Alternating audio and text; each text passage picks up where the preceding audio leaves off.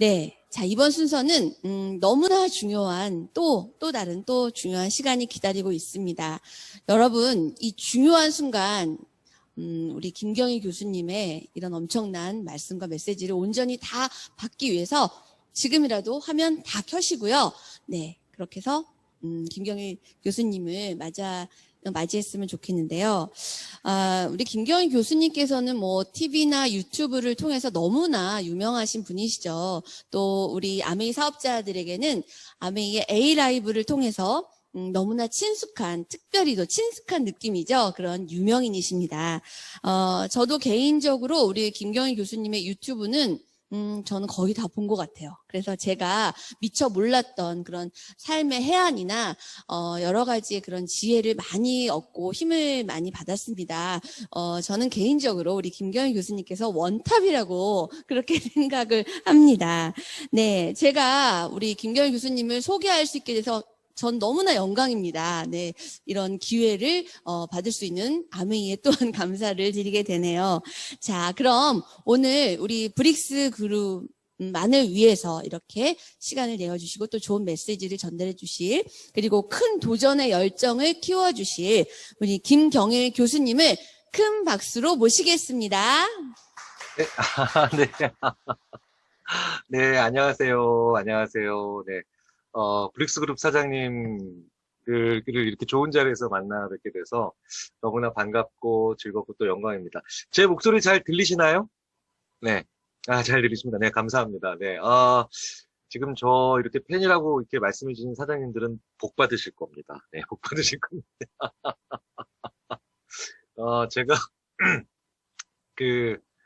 요새 선을 넘는 녀석들이란 프로그램이 있어요. 이제 그거를 제가 하게 돼서 요새 계속 녹화를 하고 있는데, 제가 방송국 지나가다가,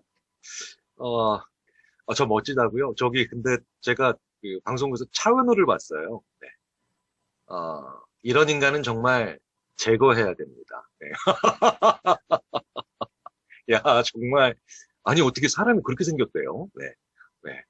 네, 그래가지고 제가 잽싸게, 그거는 이제 집사부일체잖아요. 집사부일체인데 본능적으로 양세형과 김동현 씨 사이로 싹 들어가지고 이렇게 싹 있는데 네.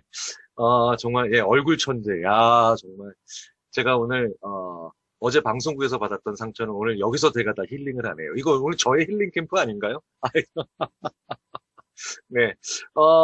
제가 지금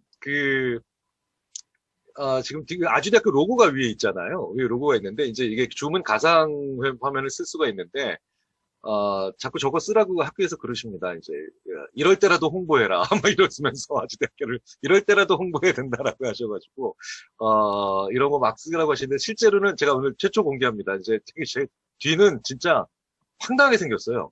이렇게 생겼습니다. 이렇게. 빨리 가려야 되겠다. 네, 네. 네. 네.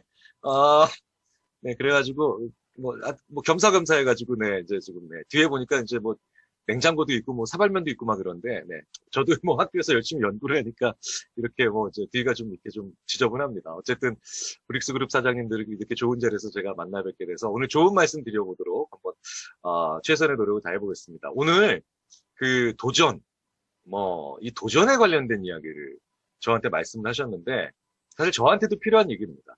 그래서 이런 얘기를 드리면서 저도 다시 한번 또 도전을 해보고 싶은 그런 생각을 하는데요.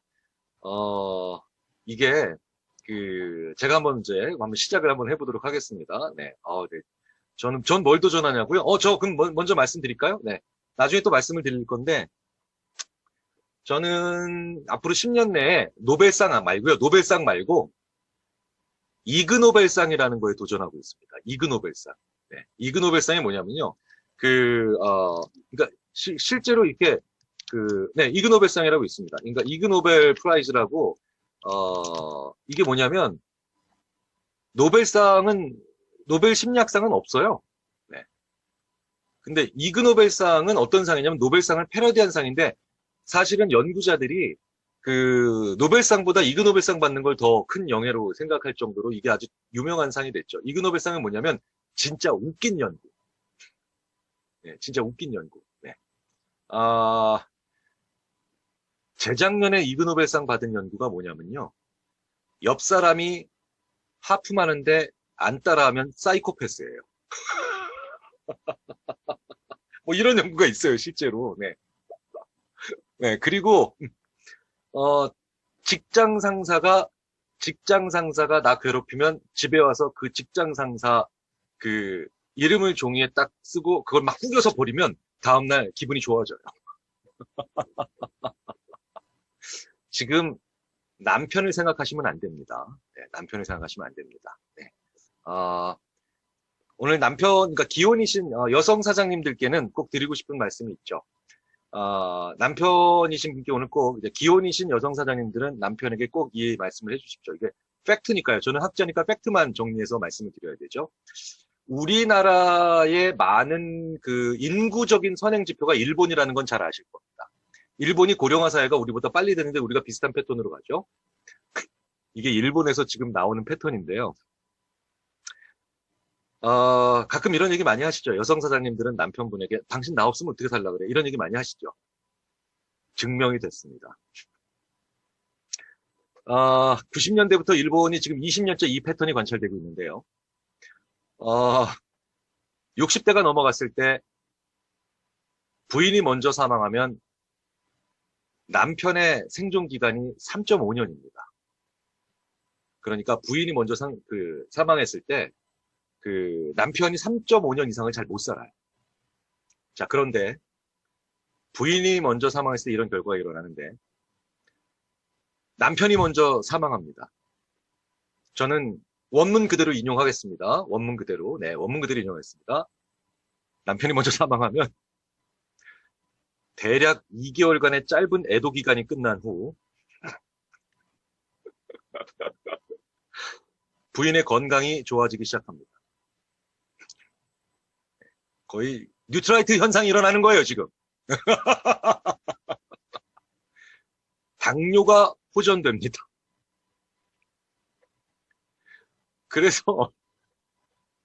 아, 이게 이게 너무 황당해가지고 제가 너무 안타깝잖아요. 저도 남자인데, 예, 네. 와, 저 남편인데 현타오네요. 네, 네, 김동현 사장님이신가요? 네, 어쩔 수 없습니다. 현실입니다.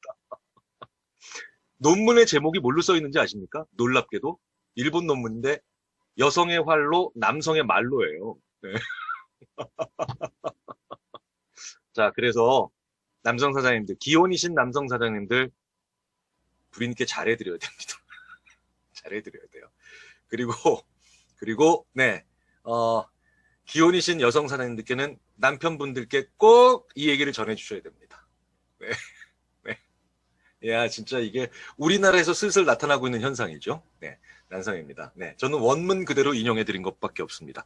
원문 그대로. 자, 그런데 왜 그런지 아세요? 왜 그런 일이 벌어지는지 아십니까?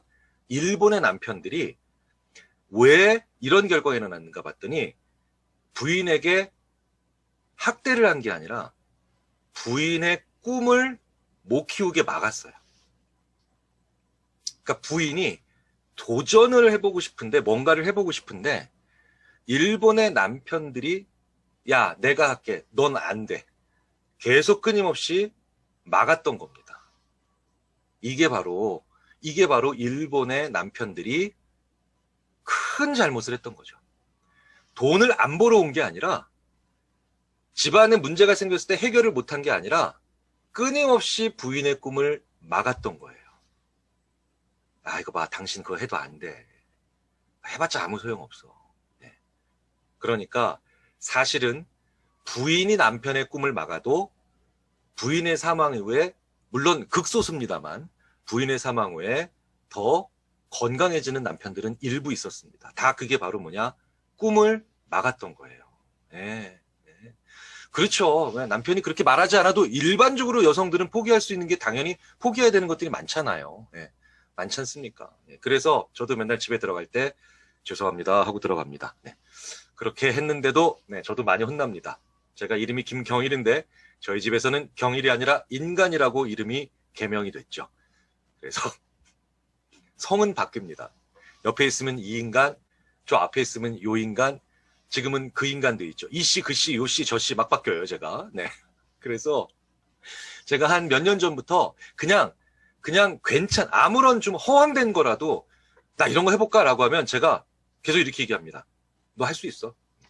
너 할 수 있지. 야, 네가 나랑 결혼해가지고 야 잠시 꿈을 접은 거지. 너 할 수 있어. 무조건. 저는 이제 심지어는 막 말도 안 되는 얘기라도 다 할 수 있다고 얘기를 합니다. 대우가 좋아지기 시작합니다. 네, 네, 괜찮더라고요. 네.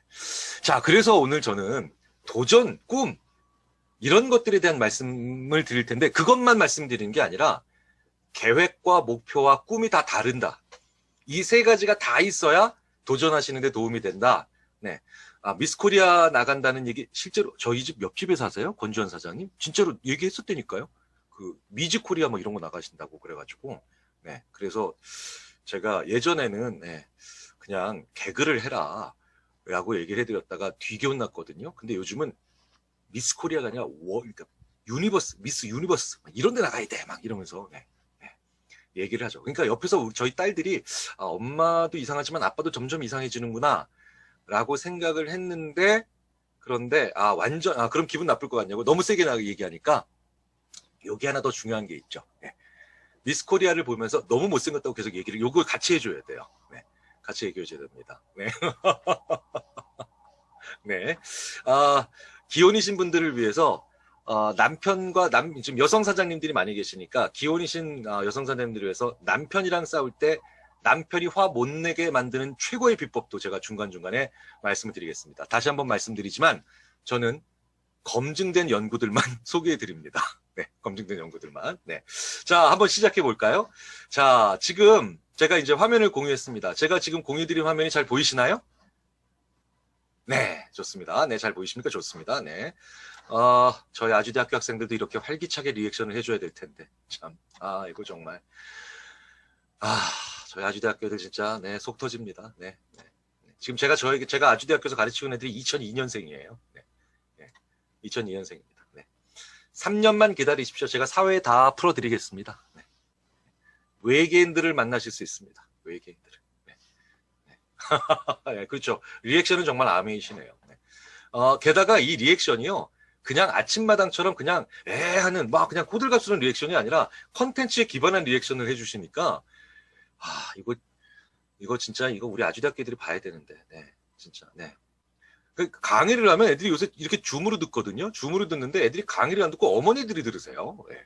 어머니들이 야야야 김경일 교수님 야 비켜봐 그래가지고 네, 그래서 심리학 개론이 갱년기 극복 방안으로 막 바뀌기도 하는데 제가 요즘 강의를 할 때 자 어쨌든 이렇게 도전을 하고 해야 되는 분들 그리고 도전을 꿈꾸는 분들에게 가장 필요한 저희 심리학의 메시지들을 한번 정리해 보도록 하겠습니다. 자 일단 도전하셔야 됩니다. 이게 왜 그러냐면요.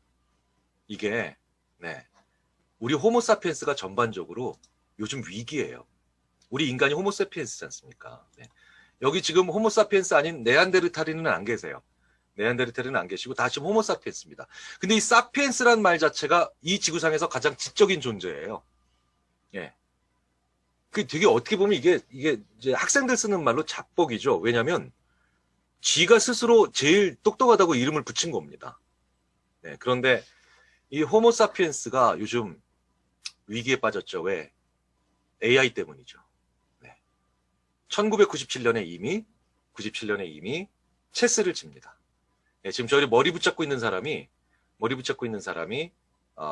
그때 당시에 세계 체스계를 6년 동안 지배하고 있었던 세계 챔피언 게리 카스파로프죠. 러시아 사람인데요. 저때 게리 카스파로프한테 체스 이긴 그 기계 머신이 IBM의 딥블루입니다. IBM. 네. 저 때가 IBM 전성기예요. 전성기. 딥블루죠. 딥블루.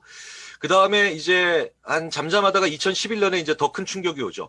요게 이제 그 로고가 이제 왜 그 요즘 병원에서 종합병원에서 암도 진단하는 IBM 장현석 사장님 대단하신데. 그 장현석 사장님 그 IBM 장현석 사장님 아니시죠? 네. 네. 동명이인인가? 깜짝이야. 왓슨이 바로 나오네. 네.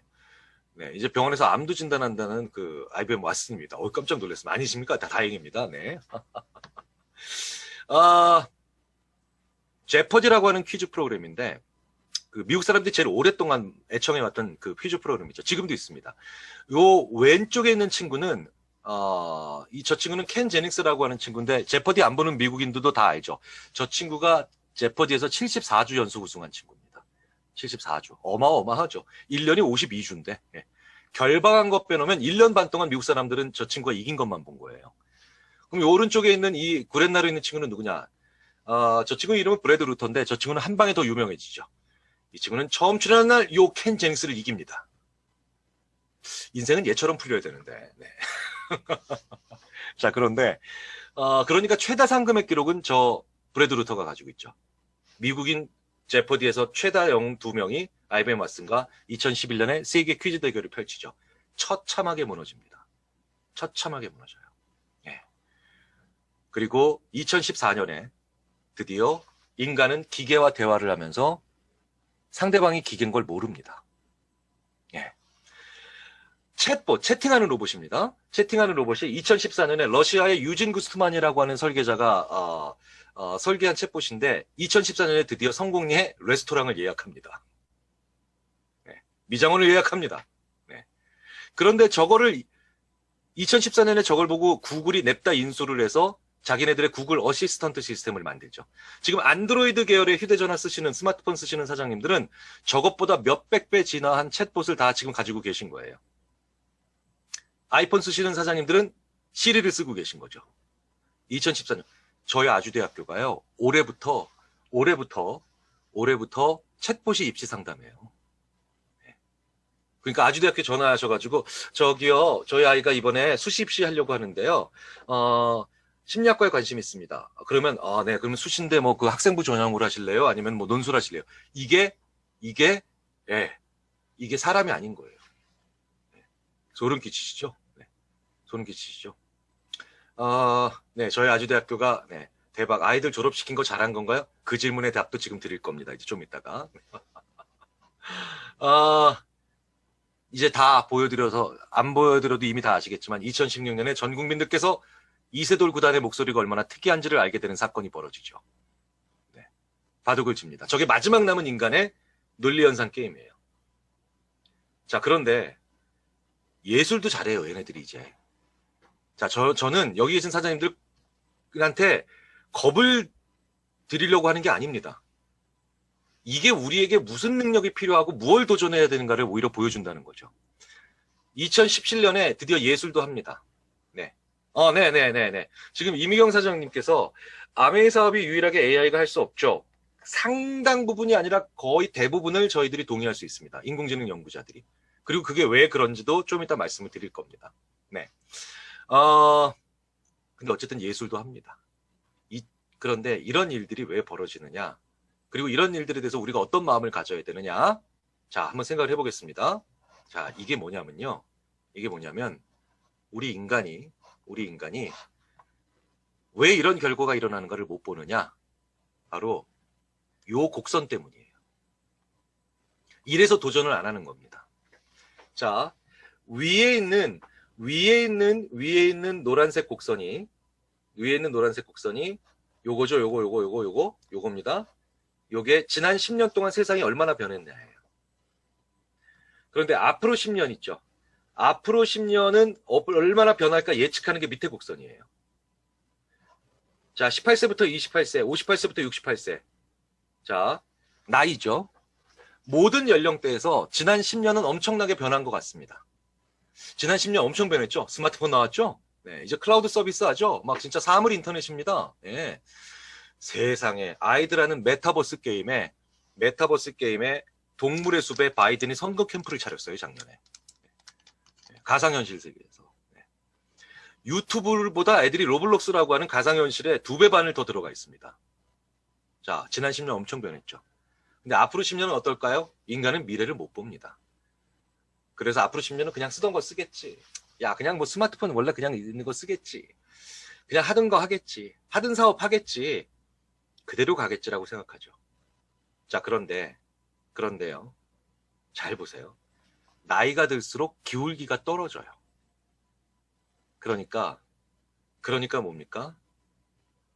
지난 10년도 안 변한 것 같고 앞으로는 절대 안 변할 것 같아요. 네. 그쵸. 그래서 인간이 미래를 안 변한다고 생각하니까 그냥 사는 대로 살래. 라고 도전하지 않는 거죠. 그런데 이건 그냥 평균이죠. 모든 사람들이 50대, 60대 이런 게 아니라는 거예요. 그쵸? 그리고 10대, 20대, 30대인데도 오히려 60대 지점에 와 있는 애들이 있어요. 사장님들이 그 사람들을 조심해야 됩니다. 그게 바로 뭐냐? 내가 지금 새롭게 하고 있는 분야가 아닌 다른 분야에서 성공한 사람들이 세상이 변하면 안 되니까 내가 무언가 새로운 걸 할 때 그건 필요 없어요 라고 얘기합니다. 직전에 다른 분야, 지금 하시는 이 분야가 아닌 다른 분야에서 큰 성공한 사람들이 그거는 안 된다고 얘기를 하는 거예요. 그래서 그런 사람들의 미래를 믿으시면 안 됩니다. 이 분야는 아직 성공 안 한 나밖에 못 봐요. 한번 볼까요? 인간이 얼마나 직전에 큰 성공 거둔 타 분야 사람이 내가 하는 분야를 폄하하는지 한번 볼까요? 지금 왼쪽에서 보시는 저 떡두꺼비 같은 할아버지가 10년 전에 찍은 사진인데 50년 전인 1970년대에 이 양반은 지금으로 치자면 빌 게이츠, 스티브 잡스, 그리고 테슬라의 앨런 머스크 이 세 사람을 합쳐놓은 거랑 똑같은 사람입니다. 디지털 이퀴먼트라고 하는 회사의 CEO 뭡니까? 케네스 올슨이라고 하는 사람인데요. 1970년대의 컴퓨터 왜 007 영화 보면 왜 이렇게 마그네틱 필름 돌아가죠? 컴퓨터가. 그런 컴퓨터로 그 다음에 세계를 정복한 사람이에요. 전 세계 컴퓨터의 100%가 디지털 이퀴먼트 컴퓨터였습니다. 1970년대 초반까지.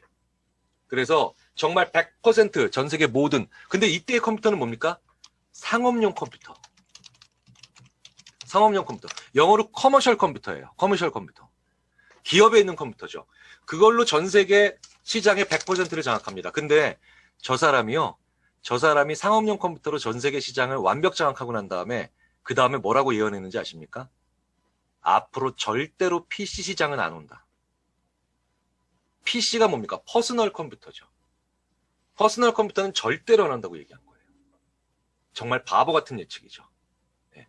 그러니까 자기가 성공을 거둔 분야의 옆 분야에 있는 사람들이 도전을 막아버린 거예요. 네. 기존의 규칙, 기존의 관습, 기존의 패턴, 기존의 법규로. 네.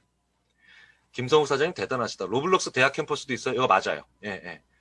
그 네이버 제페토 같은 거는 요새 그 상명대학교는 오리엔테이션도 그걸로 했어요. 네. 애들이 막 애니메이션 막 돌아다니면서 신입생입니다. 막 이러고 있는데. 네. 되게 웃겨요. 네. 그쵸. 기존의 저항이죠, 일종의.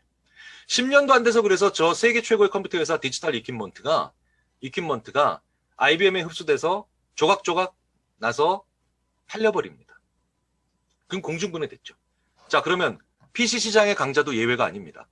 이 사람이 누구예요? 빌 게이츠. 너무 젊어서 이거 누구야? 빌 게이츠입니다. 빌 게이츠. 네. MS-DOS로 전 세계 PC 시장의 OS를 이제 99%를 장악하죠. 야, MS-DOS를 다 알아듣는 분들을 대상으로 강의하니까 너무 좋네. 요즘 대학생들은 MS-DOS가 뭔지 몰라요. 네, 던킨 도넛은 아는데 네, 도스를 뭔지 몰라요, 얘네들이. 네. 야, 얘네들한테 2002년 월드컵 이런 얘기하면 절대 안 되더라고요. 네. 얘네들한테 2002년 월드컵은 살수대첩이랑 똑같습니다. 네. 그쵸. 플로피 디스크 모르잖아요. 예. 얘, 지금도 왜 그 저장 버튼이 플로피 디스크 모양이잖아요. 예. 그 이유를 모르죠, 얘네들은. 네. 아, 모른 척 하고 싶은데, 모르고 싶다. 어쩔 수 없습니다.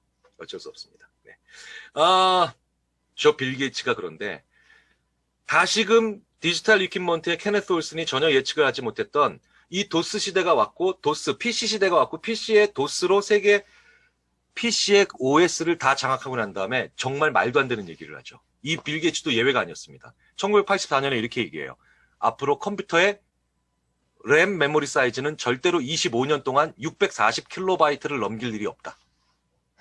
이렇게 얘기한 거예요. 이렇게. 네. 640kB. 네. 이게 뭐냐면 KB, 요즘 애들은 또 KB라 그러면 그냥 국민은행인 줄 알아요. 네. 이게 바로 뭐냐면 킬로바이트라는 게 뭐냐면 0.64메가예요. 0.64메가. 25년이면 2009년까지. 2009년에 우리가 뭘 썼는지 아십니까? 기가대 램을 썼어요. 기가대 램. 몇 억 배가 커진 거예요. 몇 억 배가. 저 빌 게이츠 때문에 미국이 메모리 시장에 관심을 안 가졌죠. 메모리 어디서 만듭니까? 삼성전자랑 SK 하이닉스가 만들잖아요. 네. 그 두 회사 여기다 절해야 돼요. 빌 게이츠. 빌, 너 때문에 우리가 진짜 고맙다. 네. 인간이요. 기존 룰이나 전통적인 방식에서 성공을 하잖아요. 그러면 새로운 방식이나 아니면 확장적인 방식의 룰에 가장 그런 일은 없다라고 얘기를 해버립니다. 그래서 도전하지 않게 되는 거예요.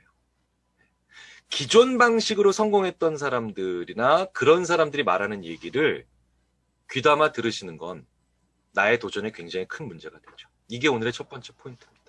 근데 두 번째 얘기를 해드릴게요. 아까 2009년 무선 인터넷 속도가 14.4Mbps라고 합니다. 김성욱 사장님은 어디서 오셨습니까? SK텔레콤에서 오셨습니까? KT에서 오셨습니까? 대단하신 분들이네. 야, 여기서 이렇게 바로 이렇게 백데이터가 올라가나요? 무슨 학술대회 온 것 같아요. 네. 학술대회. 네. 깜짝이야. 정신 바짝 차려야 되겠습니다. 2017년에요. 2017년에 마이크로소프트가 이제 예체능계도 한다는 걸 보여주죠. 지금 보시는 이 그림이 렘브란트예요. 렘브란트인데 렘브란트 그림을 372장을 학습하고 마이크로소프트의 드로잉 머신 넥스트 렘브란트가 그 다음날 그린 그림이 바로 이 오른쪽 그림입니다. 오른쪽 그림. 예, 맞아요. 최윤정 사장님. 이거 해부학 교실. 예. 대박이다. 네. 브리스의 늪에 그냥 저는 묻혔습니다. 그냥. 네. 이거 무슨 견명원이나 아니면 소위 말하는 그 KBS 무슨 교양학 교실 나온 것 같아요. 지금 저 오늘. 네. 이게 어디, 네. 자, 렘브란트 전문가들이 마이크로소프트의 드로잉 머신 넥스트 렘브란트가 그린 그림을 보고 절망하죠. 왜? 렘브란트가 그린 것보다 또 더 렘브란트 같아요. 예. 붓에 덧칠하는 패턴, 틀렸을 때 살짝 고치는 습관까지 똑같은 겁니다. 자, 그러면 이제 모든 일은 다 AI가 하나요? 아니라는 거죠. 아니라는 거예요. AI가 죽어도 못하는 일이 있어요. 서양화 가면 피카소죠. 네, 피카소입니다. 네. 애는 왜 갈친 걸까요? 지금부터 그 이유가 나옵니다. 네. 자녀가 있으신 사장님들은 더더욱 중요하게 들어주셔야 되죠. 네. 서양화 가면 보통 피카소 많이 생각하시죠. 그 전위적인 색채, 그 예술적인 화풍. 그런데 피카소가요. 이게 피카소가 초창기에 그린 그림이에요. 네. 피카소가. 미술하는 전공하는 학생들도 맞다. 예전에 저게 피카소가 초기나 중기까지 그린 그림이라 그래서 저도 되게 놀랐어요. 저게 왜 피카소일까요? 라고 하면서. 근데 피카소는 화가로서의 자기 인생 거의 3분의 1을 이런 평범한 그림을 그렸습니다. 계속 이런 그림을 그린 거예요. 그런데 진짜 제가 저기 유치원 아이들한테 이런 그림을 보죠. 유치원 아이들 진짜 재밌어요. 초등학교 2학년 아이들. 요 그림을 딱 보여주니까 최순실 씨인데요? 막 이러고 있더라고. 와, 진짜 애들 눈배는 정말 놀랍지 않습니까? 그러니까 보니까 정말 그런 것 같아요. 예. 그래서. 네. 저는 정치적인 얘기를 하려고 드리는 게 아닙니다. 진짜 비슷해요. 비슷합니다. 네. 자, 그런데 어느 날 이런 그림을 마지막으로 피카소가 어느 날 갑자기 이런 그림을 그려요.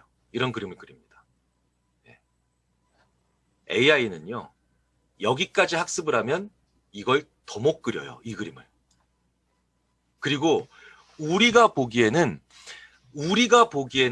피카소의 이 후반기에 우리가 알고 있는 피카소의 그림을 AI가 학습하면 아예 못 그려요. 네.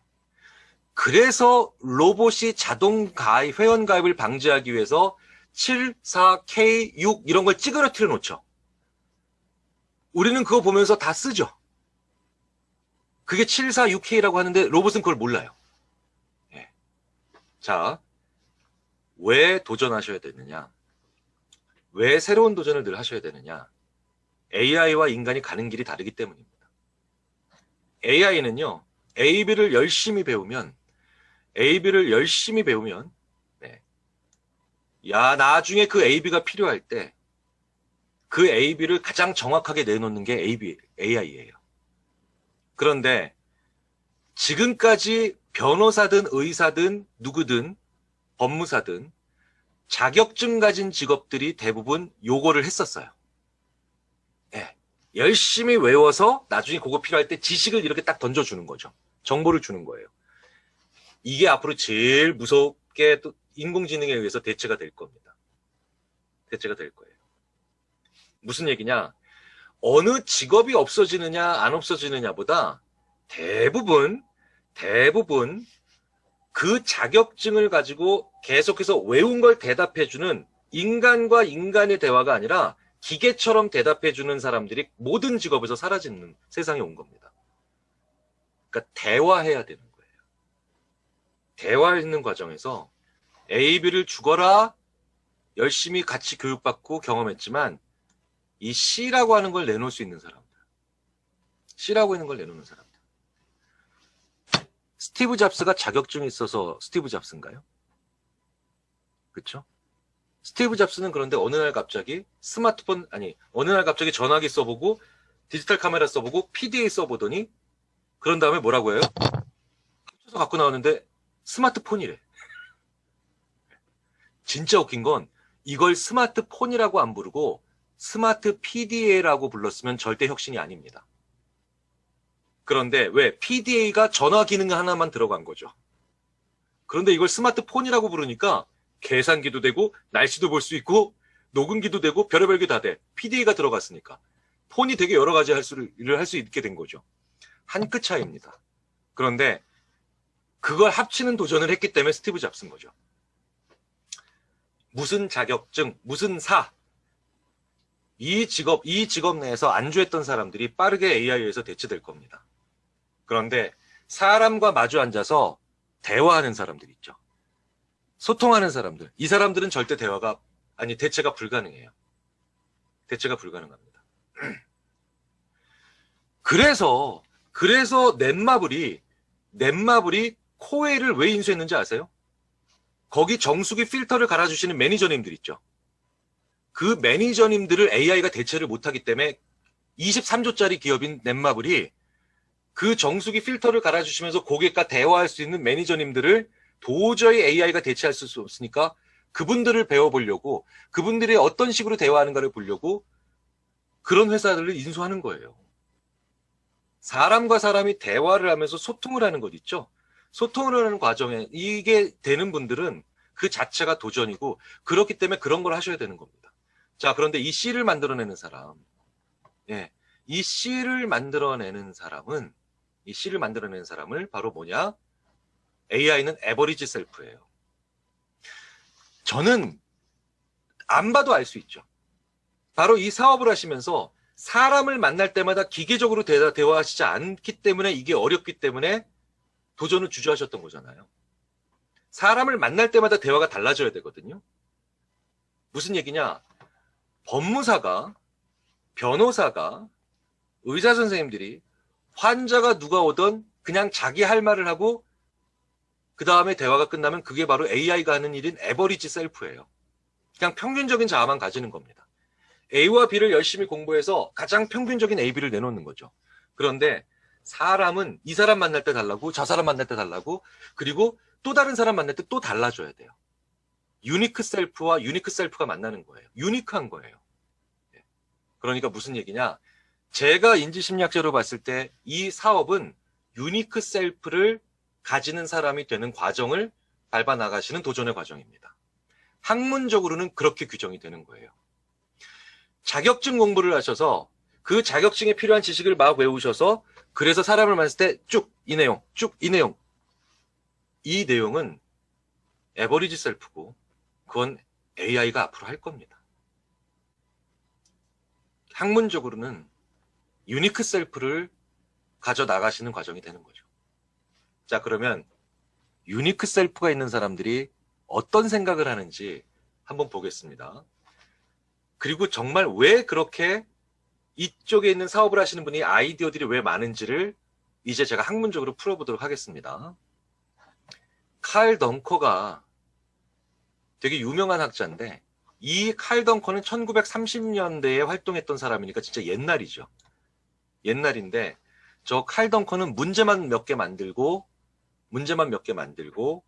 사망한 1940년에 사망한 연구자인데 저 칼 덩커가 만들어낸 문제를 저희 인지심리학에선 그냥 정보가 많은 사람이 아니라 지혜로운 사람을 판별할 때 쓰고요.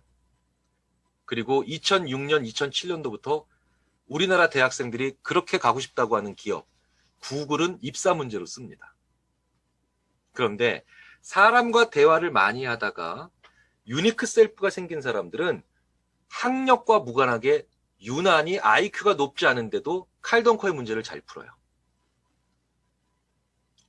그래서 저는 나중에, 그러니까 진짜 농담 반 하지만 진담도 반으로 해서 나중에 이런 브릭스 그룹 사장님들 중에 일부를 구글에 특채를 시킬까, 지금. 네. 아, 인력 유출이 되나요? 네. 자, 근데 보세요. 칼 덩커 문제가 이런 재밌는 문제입니다. 의사예요. 위에 악성 종양을 가지고 있는 환자가 있어요. 수술은 불가능합니다. 하지만 종양은 제거해야 되죠. 유일한 방법은 레이저로 하는 겁니다. 그런데 이 레이저로 종양이 되고 쏘면 종양이 제거되겠지만 문제는 종양이 거기에 도달하게 되면 거기에 도달하기 전까지 통과하는 다른 신체 부위도 마찬가지로 파괴됩니다. 반면 낮은 강도로 종양에 도달하면 다른 신체 조직은 피해를 보지 않지만 종양도 제거가 안 되겠죠.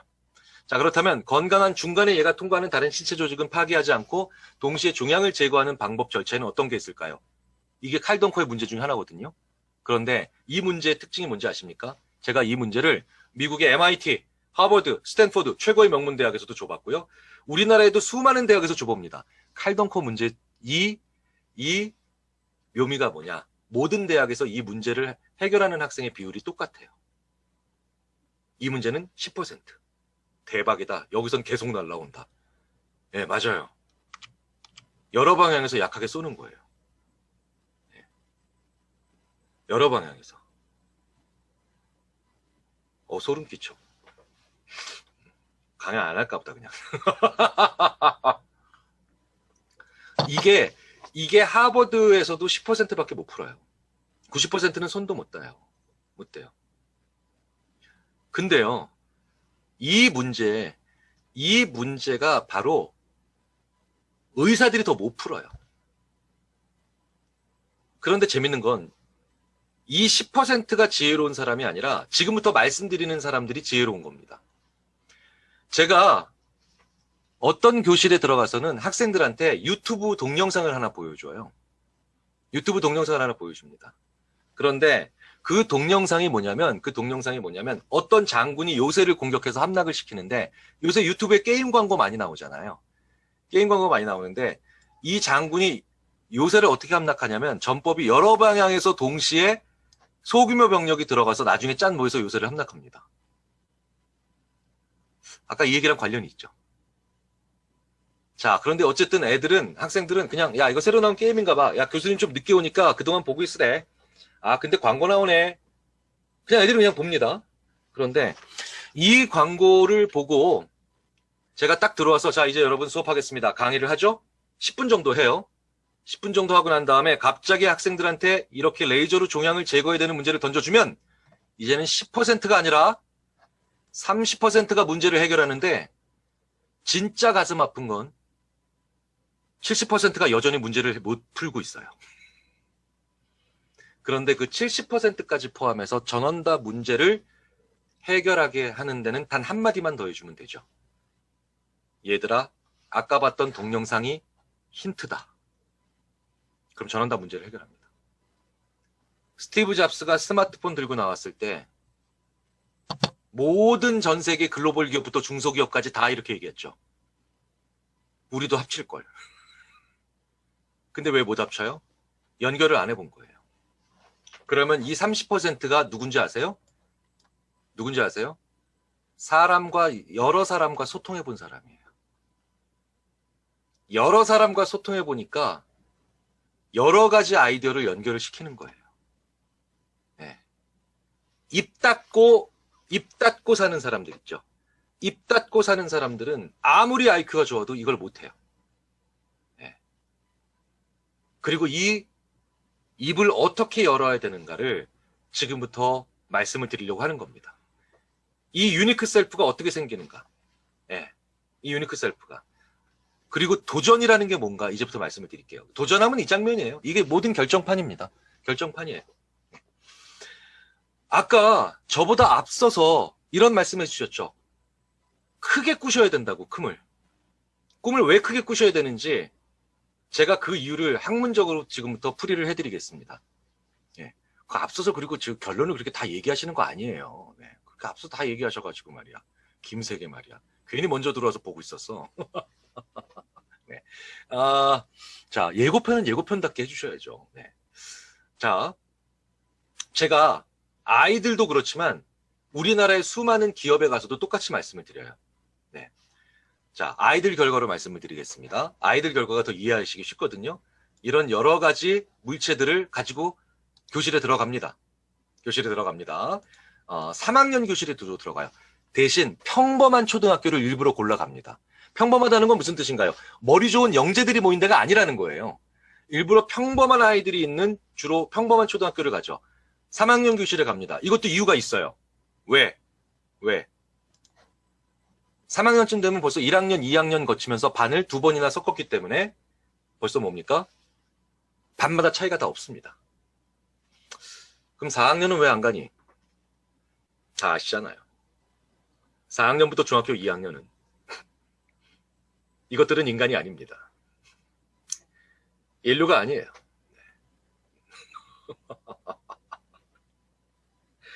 진짜? 지금 혹시 그 중학생 자녀 있으신 그 사장님들께서는 채팅창에 좀 남겨주십시오. 네. 나 중2 딸이 있다, 중3 아들이 있다, 이런 것 좀, 예. 저희 집 2마리 있다고 얘기하시죠? 네. 이건 명으로 세면 안 돼요, 이것들은 진짜. 네. 네. 야, 진짜요? 전교 1등부터 꼴등까지 다 이러고 있어요. 분위기 바꿔보려고 재밌는 얘기 해줬더만, 우와, 애쓴다! 막 이러고 있고. 네, 정말, 예. 저희가, 잠깐, 번외 얘기를 해드리자면, 우리나라 사춘기가 전 세계에서 제일 지랄 맞은 거 맞습니다. 학문적으로도 이미, 네, 다 데이터가 입증합니다. 가장 우리나라 사춘기가, 예, 힘들어요. 네. 왜 그런가 저희들이 연구를 해봤더니, 사춘기의 정의에 이미 쓰여 있더라고요. 사춘기가 부모로부터 심리적으로, 사회적으로 독립하는 겁니다. 그런데 우리나라 사춘기가 심리적으로 사회적으로 독립하기에는 부모가 나를 너무 사랑한다는 걸 너무 잘 알고 있기 때문에 정을 제대로 끊으려고 그러는 거예요. 우리나라의 아이들은 자 보세요. 이게 어떻게 다 우연하게 밝혀진 거냐면요. 서양 사회에 사이코패스와 소시오패스가 좀 더 많아요. 우리나라는 꼰대가 많아서 그렇지, 네. 사이코패스와 소시오패스는 좀 적습니다. 그런데 루마니아에서 아이가 태어나자마자 3년 동안 밥을 굶긴 건 아닌데 누구도 안아주지 않은 아이들이 미국에 입양 가서 다 사이코패스가 됐어요. 안아주지 않아서 그래요. 네. 그런데 안아주지 않으면 애착이 안 생깁니다. 애정과 애착을 묶어서 사랑이라 그래요. 네. 그래서 부부는 애정으로 만나서 애착으로 발달돼야 돼요. 네. 무슨 얘기냐? 부부가 딱 만났는데 결혼 20년 차가 됐는데도 애정이다. 이거 이상한 거예요. 이거 문제가 있는 겁니다. 네. 부부가 만났는데 아직도 그 사람을 만나면 가슴이 떨려요. 그거는 신부전증이에요. 네. 그거는 내부기에 문제가 있거나 심장에 문제가 있는 겁니다. 네. 이게 20년, 10년, 20년 되면 그 사람을 만나면 애정이 아니라 애착으로 가야 돼요. 네. 오고, 집도 잘 찾아 들어왔네, 이거사. 막 이러면서, 네. 야, 이게 개보다 낫다, 막 이러면서, 네. 집도 잘 찾아 들어오고, 네. 네. 이거 밥도 넘겨요, 막, 네. 이런 거, 네. 네. 그게 맞아요. 그게 맞아요. 네. 그래서, 애착이라는 게 그런데 언제 생기냐면, 태어나자마자 3년 동안 누가 안아줬을 때 생기는 겁니다. 그런데 전 세계에서 가장 아이를 많이 안아주는 게 우리나라의 엄마 아빠들이에요.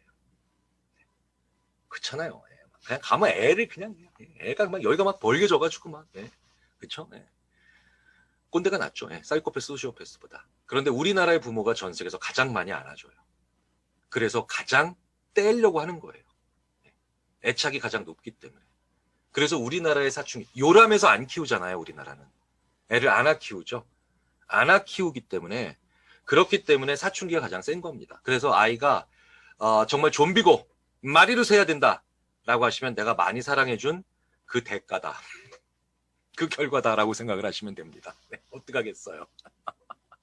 저는요, 딸 둘인데, 지금 둘째 딸이 중학교 2학년이거든요. 딸인데, 제가 집에 들어가면 작년부터 남자 소리를 내요. 아버지 오셨어요.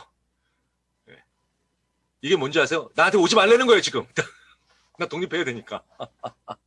제가 유난히 첫 둘째 딸을 많이 안아줬기 때문입니다. 네. 자, 어쨌든.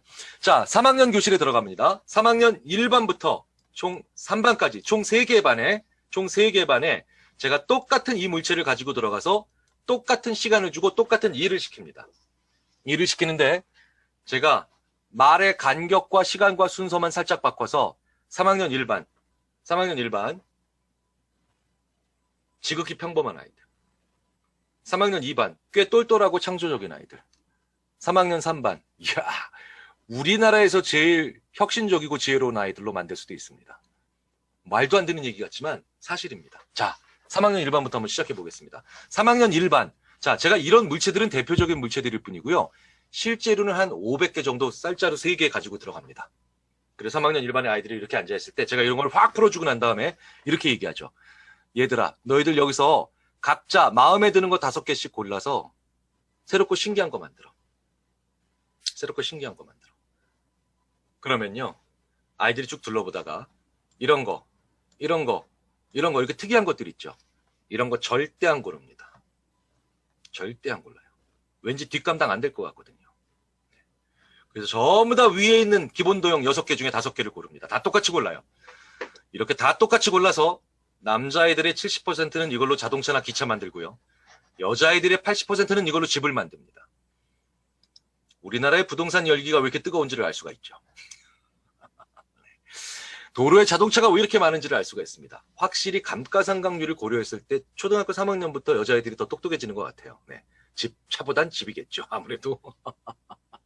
자, 다 똑같이 만든다는 건 개성, 창의, 독창성, 혁신 아무것도 없다는 거죠. 자, 그런데 이렇게 가슴 아픈 1반을 뒤로 하고 제가 2반에 갑니다. 2반에 가서 어떻게 얘기하느냐. 2반에 가서 어떻게 하느냐. 자, 2반에서는 간격을 살짝 벌립니다. 무슨 얘기냐. 딱 들어가서 똑같이 뿌려주고 난 다음에 제가 이렇게 얘기합니다. 얘들아, 마음에 드는 거 5개 골라. 여기까지만 얘기해요. 여기까지만 얘기합니다. 그럼 아이들은 좀 의심을 합니다. 요즘 애들 눈치가 빨라가지고, 저 아저씨 이게 끝이에요? 그 옆반에서 뭔가 길게 좀 하다가 오시더만. 그럼 제가 또 연기를 좀 하죠.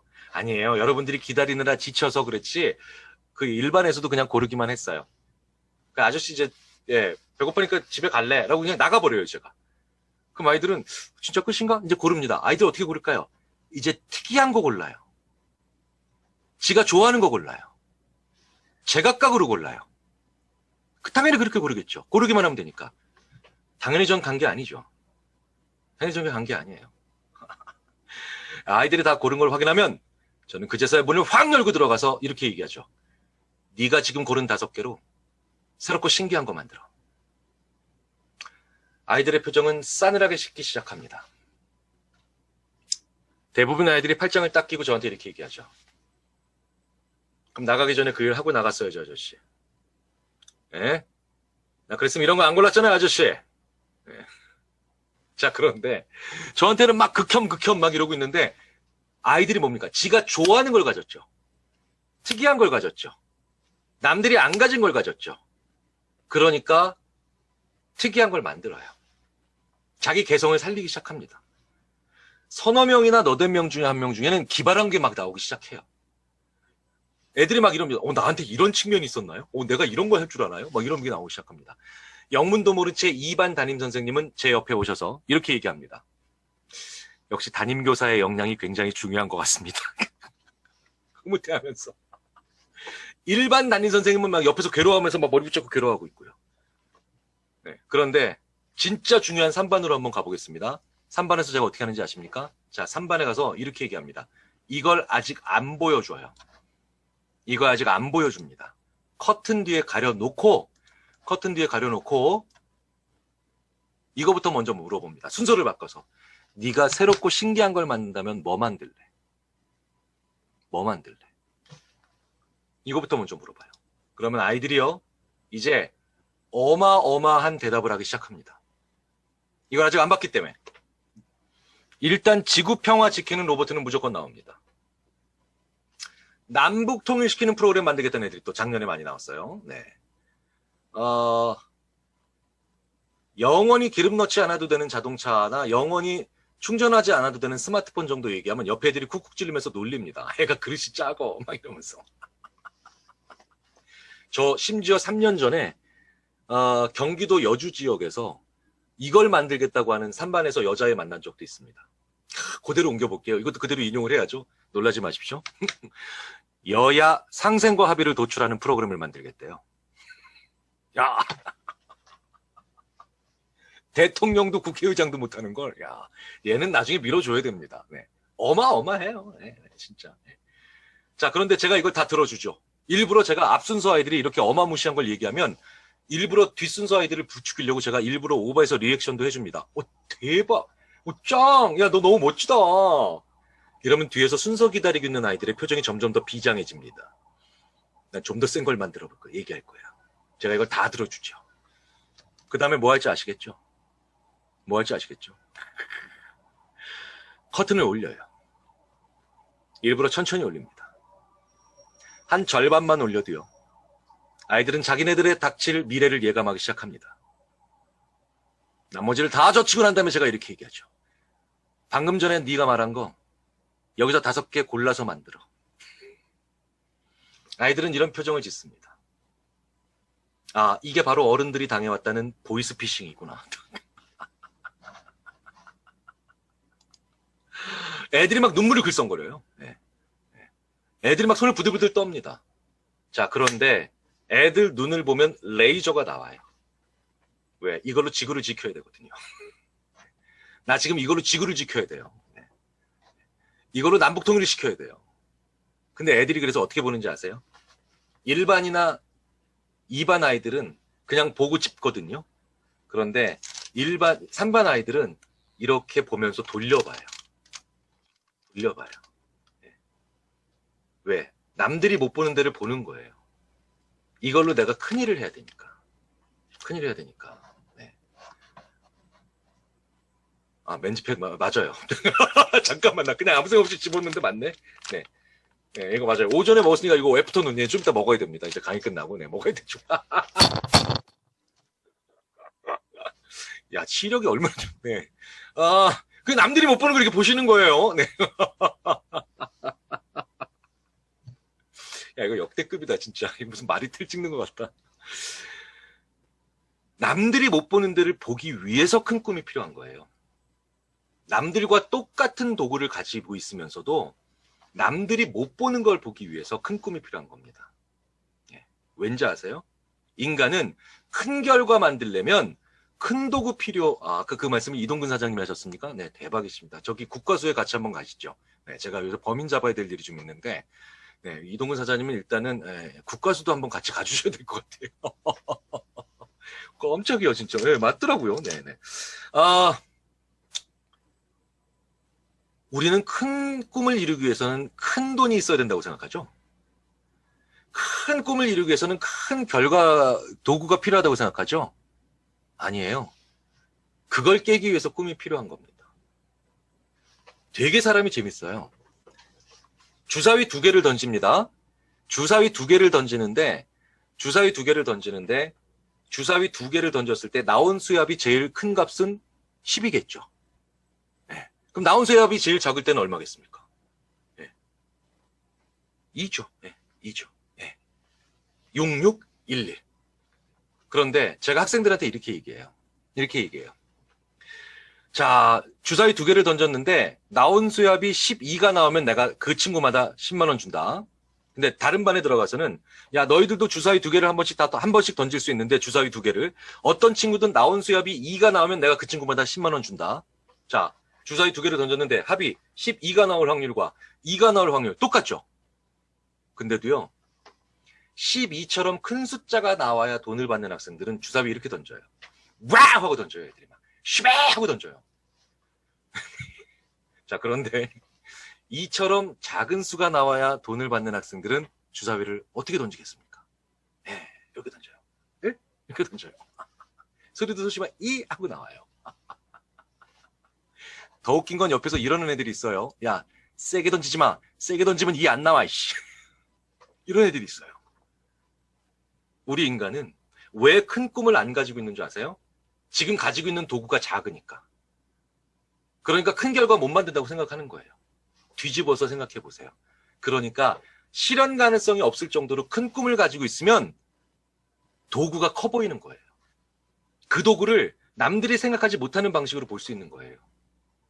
우리 인류 역사상 꿈을 이룬 사람들보다 큰 꿈을 가지고 남들이 못 보는 걸 봐서 그걸로 성공한 사람들이 훨씬 더 많습니다. 꿈은 무조건 커야 돼요. 꿈은 무조건 커야 됩니다. 그래야만 나가고 싶어져요. 하고 싶어집니다. 돈 드는 거 아니잖아요. 그래서 꿈이 이그노벨상이에요. 못 받을 가능성 크죠. 하지만 이그노벨상 받을 꿈을 꾸고 있으니까 지금까지 저도 모르게 이그노벨상 받았던 연구들을 라이벌 의식을 가지고 지금 읽어서 공부가 많이 됐어요. 네. 그래서 꿈은요. 1억, 100억, 100억, 100억. 그냥 1조 이렇게 꾸셔야 돼요. 1조. 네. 그렇게 꾸셔야만 남들이 못하는 말 유니크 셀프로 가지게 되시는 겁니다.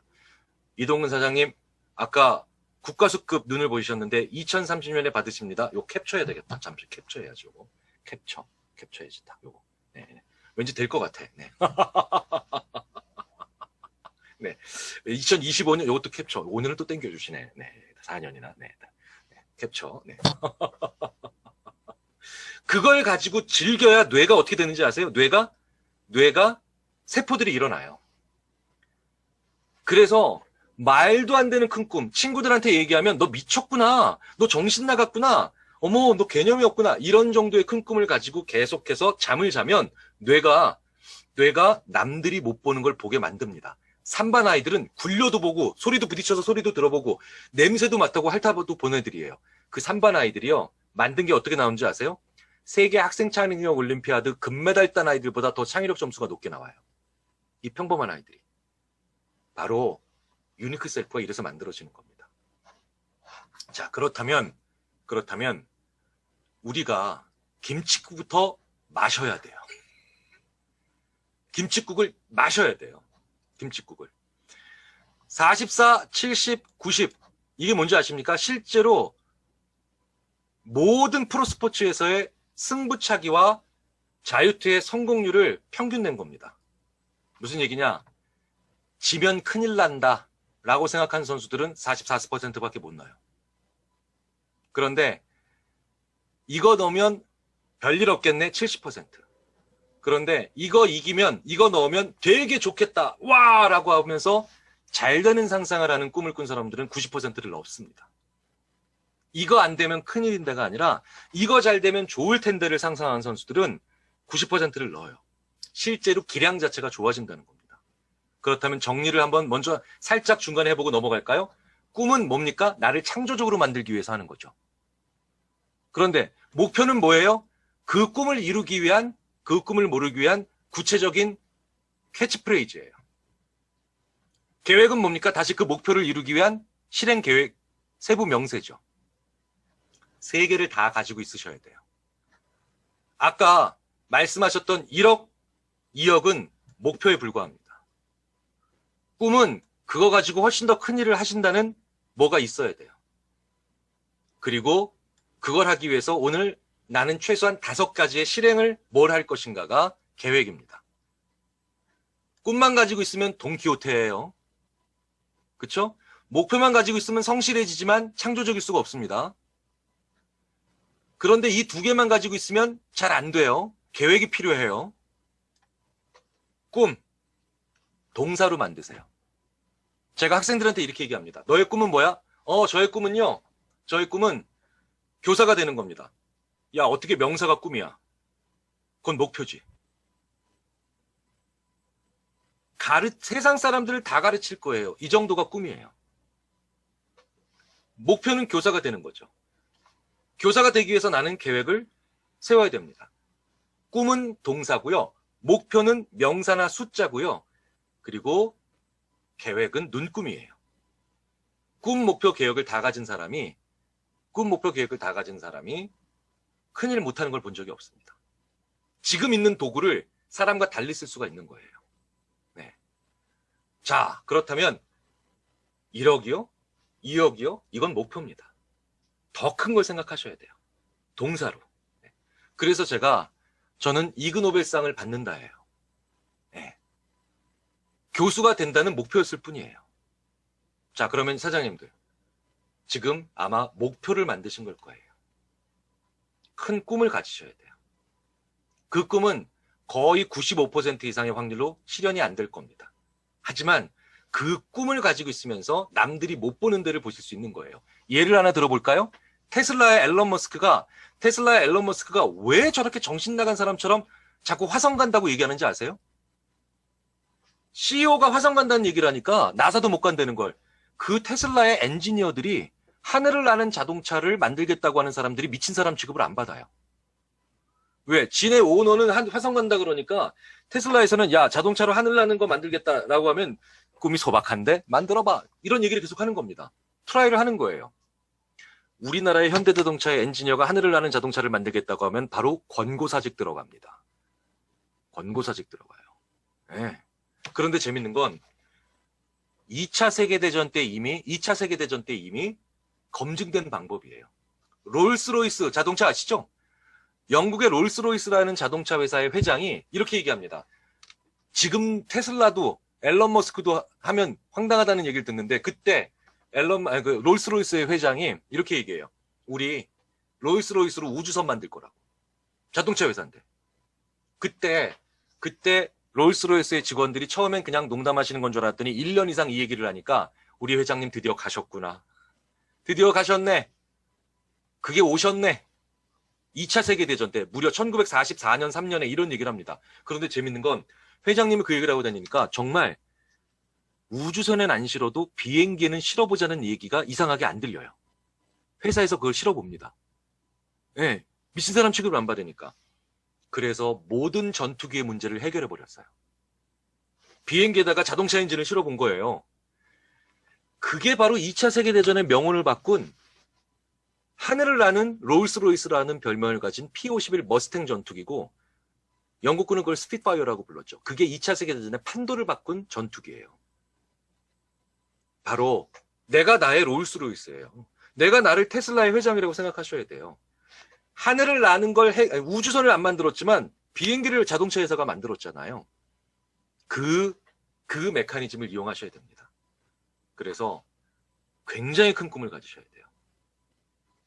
저는 참고로 말씀드리지만 궁극적 꿈은 세계 정복입니다. 네. 그런 얘기를 했더니 자, 그런데 이 꿈과 목표와 계획에서 꿈, 목표에 더 많이 닿았던 CEO가 있고요. 목표나 계획으로 성실성 위주로 갔던 사람들이 있죠. 그게 바로 이 책을 읽으시면 나오는 얘기입니다. 책 제목 너무 잘 지었죠. 이기는 정주영, 지지 않는 이병철. 저 이기는 정주영이라는 분이 바로 꿈과 목표 위주의 회사 운영을 한 사람이에요. 그러니까 정말 독특한 성과들이 많았죠. 정주영 이분 살아계실 때 맨날 했던 얘기가 그거죠. 해봤어? 네. 그러니까 콘크리트 구조물을 한국에서 끌고 가서 사우디아라비아 항구의 공사장에 내려놓고 그걸 항구라고 불렀잖아요. 그러니까 도전은 정주영 같은 사람이 하죠. 하지만 완성은 이병철 같은 사람이 하죠. 지지 않는 이병철. 이병철이라는 분은 한 발자국만 앞서라. 모든 승부는 한 발자국이다. 멈춤다운 다음 정비하고 출발해라. 그러니까 삼성은 도전하지 않았지만 완성도는 높았죠. 두 개 다 필요합니다. 두 개 다 필요해요. 그런데 이 자리에 계신 사장님들은 이병철 씨의 측면은 가지고 계신 분들이 가능성이 높아요. 그러니까 이 팬데믹 와중에 공부를 하고 계시죠. 놀랍지 않습니까? 전 세계가 지금 정신줄 놓고 있는데 이 와중에 공부를 해. 참나 진짜 너무하신다 진짜. 전 세계에서 지금 게다가 오늘 토요일 오후죠. 네. 토요일 오후에 온라인으로 공부하시는 나라가 몇 나라나 있을 것 같습니까? 네. 네. 아, 캐나다에서 근데 새벽 3시 이민경 사장님은 더 대단하신 분이다 진짜. 북미 쪽에서도 오신 거예요. 새벽 2시. 놀랍다. 이게 왜 그런지 아세요? 이거 제가 이유를 말씀드릴게요. 한국 사람들이 전 세계에서 제일 열심히 살죠. 전 세계에서 제일 열심히 살아요. 왠지 아세요? 낙천성이 떨어져서 그래요. 네, 여기 낙천적인 사장님 한 분도 안 계세요. 무슨 말씀이세요? 우리 집 큰아들 낙천적이에요. 그분 국제 기준에 갖다 놓으면 굉장히 진지하고 심각한 분입니다. 네. 낙천적인 사람을 어떻게 분류하는지 아세요? 제가 심리학에서 말씀드릴게요. 세 가지 기준 정도로 외국 연구자들이 분류합니다. 이 세 가지 기준을 통과하는 한국인이 없어요. 네. 첫째, 내가 해당된다고 생각하시면 손 들어주십니다. 손 들어주시면 됩니다. 그리고 이 세 가지에 다 손드시는 사장님이 오늘부로 국제공인 낙천적인 분이에요. 첫 번째 기준입니다. 첫 번째 기준. 낙천적인 사람은 가정에서든 직장에서든 대인관계에 있어서든 1년에 토털, 그러니까 다 합쳐서 3회 이상 스트레스 받지 않습니다. 전멸. 지금 정지화면 아니죠? 네. 전멸. 예. 야, 1년에 3회? 야, 오늘 아침에 4회 받았다, 이놈아. 이렇게 얘기하실 겁니다. 아마 지금. 네. 바로 다음 하시잖아요, 지금. 네. 다음, 패스! 두 번째 기준입니다. 낙천적인 사람은 사업 실패, 대입 실패, 혹은 선거에서의 낙선, 이런 자기 인생의 큰 실패를 맛본 날, 이날로부터 3일차 정도가 되면 더 이상 그 실패가 머릿속에서 기억이 안 납니다. 네. 네, 참혹합니다. 네, 셋째. 전 이게 제일 무서웠어요. 낙천적인 사람은 시험 전날 불안해 본 적이 없습니다. 지금 아마 이런 생각을 하고 계신 사장님들이 많이 계실 겁니다. 지금 이 비전이 선포되는 마당에 너 지금 장난이 너무 심한 거 아니야? 이게 뭐야 지금? 지금 65주년이라 지금 비전 선포하는 순간에 지금 말이야. 그런데요. 이 세 가지 기준에 다 손드는 사람이 국민의 40%를 넘기는 나라가 이 지구상에 엄연히 존재해요. 가장 대표적인 나라가 아프리카의 나이지리아예요. 그리고 아프리카 연합 소속 국가 52개를 저희들이 데이터를 보면 3분의 1을 다 넘겨요. 그래서 우리 한국 사람이 아프리카 사람들을 잘 이해를 못하는 겁니다. 낙천성이 눈꼽만큼도 없는 우리 한국 사람의 눈으로 낙천성으로 가득 찬 아프리카 분들을 보면 그분들을 이렇게 오해하죠. 심지어 전문 외교관들도 게으르다고. 하지만 그분들은 게으른 게 아닙니다. 낙천적이신 거예요. 그럼 낙천적이다라는 게 무슨 뜻인지 아세요? 방금 전에 당신이 얘기했잖아. 불안하지 않고 스트레스 안 받는 거. 그건 결과죠. 예, 춤춰요, 그분들. 그런데 그분들은 적게 가져도 쉽게 행복해지는 뇌를 가진 분들이 많은 거예요. 그런데 이거 뒤집어서 얘기하면 무슨 얘기인지 아십니까? 한국 사람들은 이 지구상에서 가장 많이 가져야 그만큼 행복해지는 사람들입니다. 솔직히 한국 사람들은 적게 가지면 행복해질 수 없어요. 뇌 자체가 욕심꾸러기예요. 네. 그래서 많이 가지려고 열심히 사는 거예요. 네. 한국 사람이 전 세계에서 제일 열심히 살잖아요. 우리끼리라 모르는 거잖아요. 네. 그렇죠? 제가 오히려 외국 연구자들이 이런 얘기할 때마다 제가 이렇게 얘기합니다. 왜 우리만 갖고 그래? 우리 옆에 있는 일본, 중국, 대만 이런 나라도 다 부지런한데. 네. 그러면 그 유태인 심리학자들이 저한테 이렇게 얘기합니다. 맞아. 그 세 나라도 일할 때는 너희들 못지않지. 하지만 놀 때도 부지런한 것들은 너희들밖에 없어. 이렇게 얘기합니다. 놀이동산에서 엄마가 자녀를 이렇게 혼내는 나라 우리나라밖에 없어요. 3년 전에 BBC에서 찍어갔어요. BBC 기자가 기절을 합니다. 왜? 놀이동산 앞에서 엄마가 애를 이렇게 잡아요. 너 그거밖에 못 놀겠냐? 똑바로 놀아. 자유형권 사줬어 지금. 애들이 철인 3종 경기를 뜁니다. 그 엄마들이 유럽 여행 가면 유럽 심리학자들이 경악을 금치 못하죠. 4년 전에 벨기에 심리학자가 저한테 와서 이렇게 얘기했어요. 네. 저한테 와서 이렇게 얘기합니다. 니네 한국 사람들, 특히 여성들, 우리 유럽에 놀러 오면 복장만 관광객이래요.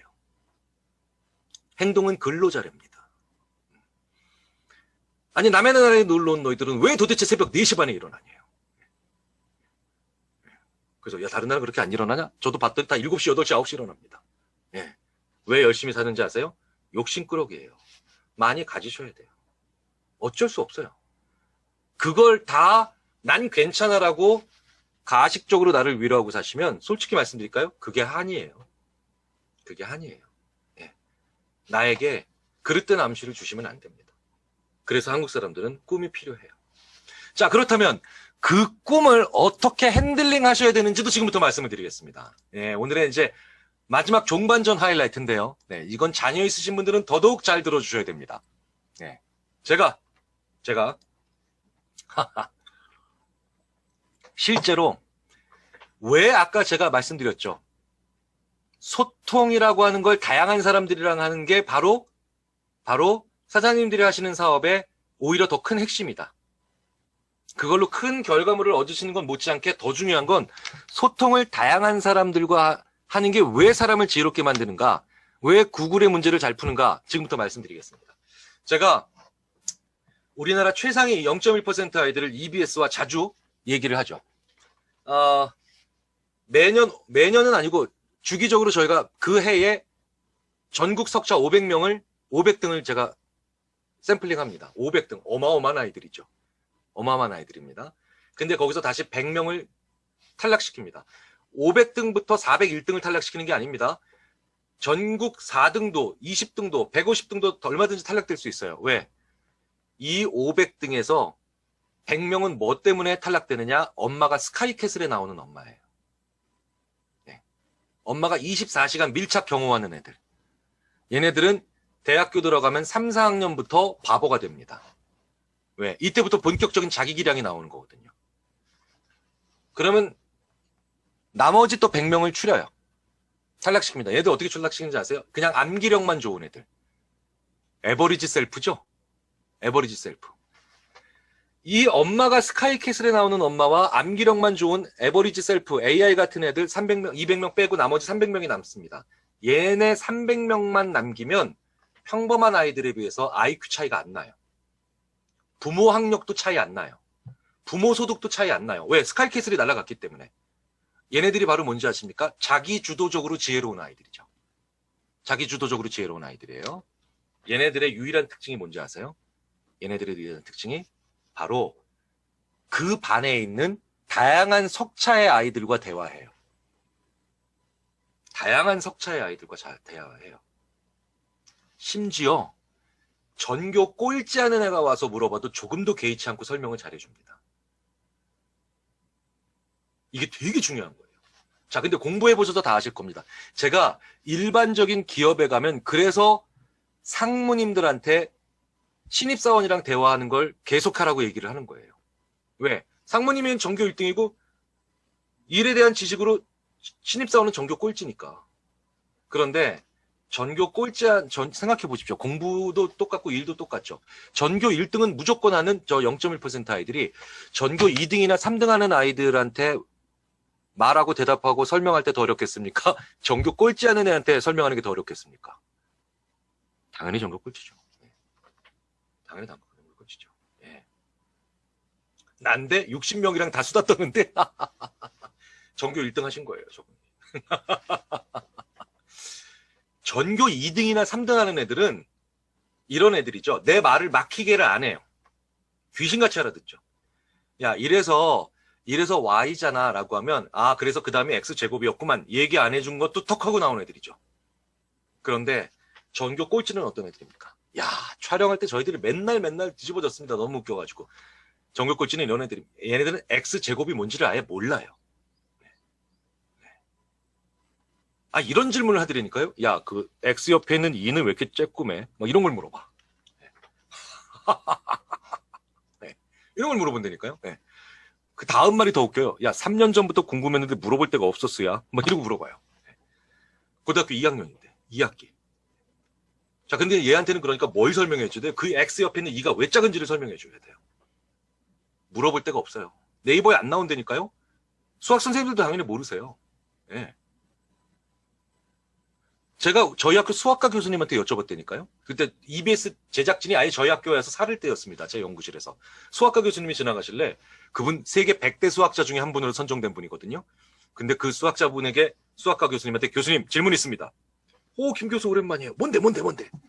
그 X제곱일 때 그 2는 왜 이렇게 작아요? 그랬더니 그 교수님이 저를 이렇게 10초 동안 싸늘하게 쳐다보더니 나 수학과 들어가기 전부터 작았다. 됐냐? 지금 10년째 저랑 대화를 안 하십니다. 그래서 저는 이제 물어볼 데가 없죠. 어떻게 합니까? 이제 우리나라에서 제일 똑똑하다는 마지막 인물 네이버 지식인에 물어봤죠. 네이버 지식인에 X제곱일 때 그 2는 왜 이렇게 작을까요? 4일 동안 답이 안 달렸고요. 5일째 되는 날 늦은 오후에 답이 달렸는데 누가 봐도 초등학생의 아이들을 보이는 민키민키 스타라는 애가 답을 이렇게 달아놨어요. 그런 것까지 궁금해하면 성공 못합니다. 이런 답을 달아놨어요. 초등학생도 비웃는 질문이죠. 초등학생도 비웃는 질문. 자, 그런데요. 얘는 대답을 해주려고 그래요. 왜? 늘 여러 사람들이랑 소통하니까. 그것도 궁금해진 거야. 예. 그래서 야 이거 진짜 왜 작을까? 집에 가가지고 궁금증이 생기니까 얘가 위키피디아에 들어갔어요. 위키피디아에 들어가서 수의 기원이라는 챕터를 열어보더라고요. 아리스토텔레스부터 한번 훑어봤어요. 위키피디아가 원래 외부 링크가 많잖아요. 그래서 여기저기 눌러보다가 얘가 핀란드 헬싱키 대학에 있는 어떤 랩을 들어갔는데 거기 써 있어요. 17세기에 수학자들이 거기 답이 나왔거든요. 17세기의 수학자들이 한참 수학 공식 정할 때 그때 제일 가난했었대요. 하필이면 제일 가난했대요. 가난하니까 부업을 해야 되잖아요. 그런데 수학자들이 잘하는 부업이 있었습니다. 그게 바로 뭐냐? 지금으로 치자면 인공위성급 최첨단 기기 시계. 야, 심효진 사장님 여기서 또 바로 나오네, 시계. 대박이다. 네. 그 위키피디아 같이 찾아보셨어요? 아, 걔 어머니 아닌가? 이분 혹시? 네. 사장님. 네. 시계 수리를 했던 겁니다. 수학자들이 시계 수리를 잘했대요. 근데 시계가 톱니바퀴가 막 돌아가잖아요. 그러니까 수학은 개념적인 사고인데 공학적으로 돌아가는 패턴을 이해시키기가 어려우니까 비유할 게 필요하죠. 돌아가는 것을 비유해야 되는데 제일 정확하게 이 지구상에서 가장 정확하게 돌아가는 게 뭡니까? 지구죠. 그래서 천문학 공부를 같이 시켰대요. 그래서 17세기, 18세기의 모든 수학 공식이 다 천문학 개념, 별자리 개념입니다. 자기 자신을 복제하는 게 제곱이죠. 2, 4, 6, 8, 10 이렇게 안 증가하죠. 자기 자신을 복제하면 2, 4, 8, 16, 32, 64, 128 이렇게 몇 번만 자기 복제를 하면 저희 하늘에 위에 있는 별처럼 멀어져 라는 대화를 그대로 묘사해서 위첨자로 하늘에 있는 별처럼 위첨자로 들어 올렸답니다. 얘가 그 다음날 가서 그걸 설명했어요. 얘가 오늘부로 수학의 설민석 선생이 됩니다. 더 웃긴 건 그 학교 수학 선생님 세 분이 옆에서 와 대박 진짜네 그러고 같이 듣고 있어. 이런 애가 어떻게 성장을 못하겠어요. 무조건 최상의 1%죠. 보석 같은 아이들이 됩니다. 나보다 못한 사람과도 대화한 거예요. 나보다 못한 사람. 그런 애가 내 새끼여야 되는데 제 말이요. 제 말이. 저희 집 딸들은 오히려 저를 이렇게 협박합니다. 아빠, 내 성적을 보고도 EBS에 계속 출연하고 싶은 양심이 있어요? 아빠? 딱 그래가지고. 그런가? 그래서 재작년부터 바꿨죠. 네. 전공을. 네. EBS에서. 네. 다른 걸로. 네. 팽TV로 바꿨습니다. 네. 팽TV. 아, 제가 왜 바꿨냐면요. 이것도 여담으로 말씀드릴게요. 제가 또 미래 예측력이 없잖아요. 첫 슬라이드에서 보여드린 것처럼. 성공도 안 했는데 미래 예측력이 없어요. 제가 8년 전에 카카오 자문할 때 라이언 성공하면 손에 장을 찢는다고 했었습니다. 다시 2년 후 EBS에서 팽수 성공하면 제가 이민 간다 그랬어요. 다시 3년 후 베이비샤크 아시죠? 뚜루 그거 성공하면 제가 아예 죽어버린다 그랬습니다. 예, 뭐 안 걸려고요, 진짜. 이제 진짜 안 걸어요, 저 진짜. 예. 그래서, 예, 교육계의 펠레죠. 예, 진짜, 예, 교육계의 펠레. 그래서 굉장히 많은 학생들이 저한테, 저 망한다고 얘기해 주세요라고 가끔 직장 생활하다가 저한테 전화를 합니다. 야, 그래서 너 폭망할 거야. 딱 그러면 애들이 막 너무 좋아가지고 막, 네, 힘이 돼요, 교수님 막. 네, 이런 얘기를 하죠. 나보다 못한 사람한테도, 내 말을 못 알아듣는 사람한테도 소통하셔야 돼요. 그 사업을 하시면서 그래야 성장하십니다. 왜? 그들과 대화를 하시면서 내 언어가 바뀌거든요. 쉽게 설명한다는 게 무슨 뜻인지 아시겠죠? 나중에 사업을 하실 때 분명히 이런 시점이 옵니다. 야, 내가 용어와 약어를 능숙하게 쓰고 있구나. 이 시점이 오면 그때부터 조심하셔야 돼요. 이때 더더욱 내 말을 못 알아듣는 사람을 만나러 가셔야 돼요. 내가 전문 용어와 약어를 쓰고 있다는 건 능숙해졌다는 건데, 그때 다시 한번 또 전혀 내 일을 모르는 사람과 만나셔야 됩니다. 용어와 약어를 못 쓰면 누구나 알아들을 수 있는 말로 풀어내기까지 해야 되죠. 그쵸? 그때 인간은 완전히 지혜의 정점을 향해 갑니다. 실리콘밸리도 그렇고요. 비즈니스도 그랬고요. 나사도 그랬어요. 1976년에 코닥이라고 하는 회사의 엔지니어였던 스티븐 사소는 유치원 아이가 와서 물어봤어요. 유치원 아이가, 아저씨 여기 코닥이라는 회사인데 코닥이 뭐 하는 회사예요? 필름 만드는 회사야. 필름이 뭐예요? 6살짜리 아이한테 필름을 설명할 방법이 없잖아요. 원래 전문가적으로 규정하면 빛에 노출되면 이미지를 형성하기 위해서 화학 반응하는 물질이죠. 그런데 그런 물질 중엔 아이를 납득시킬 방법이 없죠. 그래서 6살짜리도 알아들을 수 있는 말로 필름을 설명해 봅니다. 이렇게 얘기했어요. 얘야, 필름은 세상의 모든 이미지를 담아놓는 그릇이에요. 그릇. 필름은 이미지를 담아놓는 그릇이라고 얘기한 겁니다. 4살 애기가 이거 어디서 샀어요? 묻길래 쿠팡에서 샀다고 대답한 게 부끄러워집니다. 이지영 사장님, 반성하십시오. 저도 똑같은 인간이죠. 네. 네. 저는 쿠팡이라고 대답도 안 해요. 그냥 그런 게 있어! 라고 대답을 했겠지. 네. 저 같으면. 네. 심리학자는 원래 지가 못하는 걸 전공으로 합니다. 네. 우울증을 세게 앓은 분들이 우울증 전공으로 상담하시더라고요. 네. 제가 부부 상담하시는 교수님 중에 이혼 3번 이하로 하신 분을 본 적이 없어요. 제가. 네. 3번은 해야 야 부부 상담하신다 이러시면서. 경험이 있으니까. 네. 자, 그런데 그 스티븐 사손이 6살짜리한테 이렇게 얘기했대요. 세상의 이미지를 담아놓는 그릇이라고. 그랬더니 아이가 진짜 알아듣더래요. 어려운 말이 없잖아요. 세상, 이미지, 그릇. 그런데 그 말을 하고 돌아오니까 자기가 바뀌더래요. 왜? 1976년도 당시에 자기 책상 위에 그릇 되는 게 하나 더 있더랍니다. 카세트 테이프. 이건 소리를 담는 그릇이 되더래요. 네, 소리를 담는 그릇. 그래서 스티븐 사슨이 이렇게 생각을 하죠. 야, 잠깐만. 야, 이것도 그릇이네? 야, 내가 좀 전에 필름은 세상의 이미지를 담는 그릇이라 그랬거든? 야, 근데 있잖아. 야, 그러면 이 카세트 테이프는 소리를 담는 그릇이야.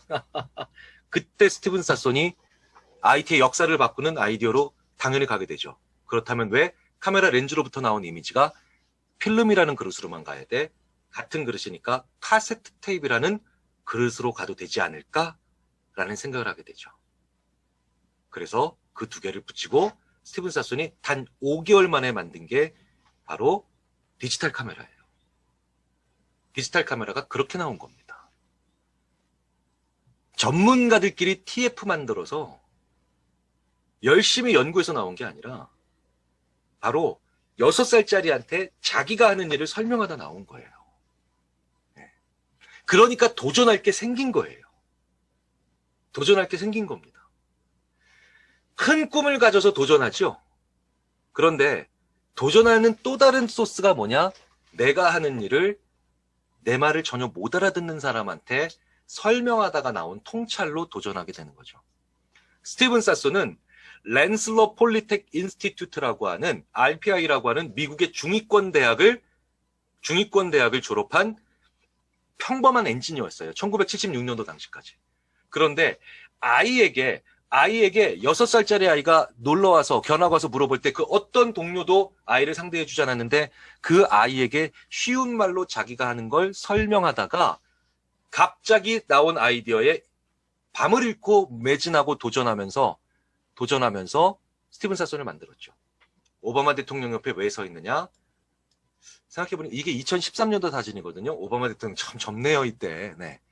자, 머리가 언제 까맣네. 근데 이 어려운 대통령을 뭐하러 하실라 그러나, 진짜. 그런데 이 2013년에 오바마 대통령에 의해서 20세기의 가장 위대한 엔지니어로 상을 받습니다.